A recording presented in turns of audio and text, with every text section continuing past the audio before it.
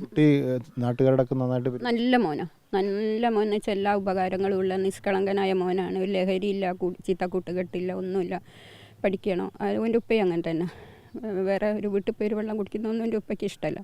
എല്ലാം അയാൾ എന്നെ അധ്വാനിച്ച് കൊണ്ടുവന്ന് ഭക്ഷണം കഴിക്കുക, എല്ലാം അയാൾ ചെയ്യുന്ന മാത്രം മതി എന്നുള്ളൊരു കണ്ടീഷനിലെ മോനാണ്. കാരണം എന്ന് വെച്ചാൽ ഇവർ ഒരുപാട് വർഷം ഗൾഫിലായിരുന്നു.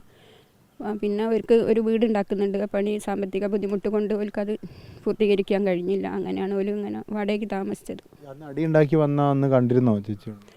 ഇല്ല, ഞാൻ കണ്ടില്ല. കാരണം എന്ന് വെച്ചാൽ രാത്രിയാണ് ഇവൻ വരുന്നത്. ഇവൻ 4 മണിക്കാണ് ഇവന് ചായക്ക് കനം വാങ്ങാൻ പോകുന്നത്. അത് ഞാൻ കണ്ടിരുന്നു, ഇവന് പോകുന്നത്. എൻ്റെ ഉമ്മ പറഞ്ഞു ഈ എന്തെങ്കിലും ഇവർക്ക് ചായക്ക് കനം വാങ്ങിക്കൊണ്ട് പോകാമെന്ന് പറഞ്ഞു വിട്ടതാണ്.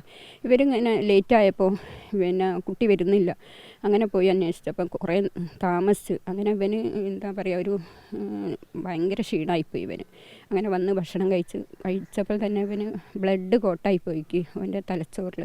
അങ്ങനെ അവന് വന്ന് കിടന്ന് ആരോടും പറഞ്ഞില്ല. പറഞ്ഞില്ലെങ്കിൽ പിന്നെ അന്നപ്പം തന്നെ കൊണ്ടുപോകായിരുന്നു. അന്നും ചെയ്തില്ല.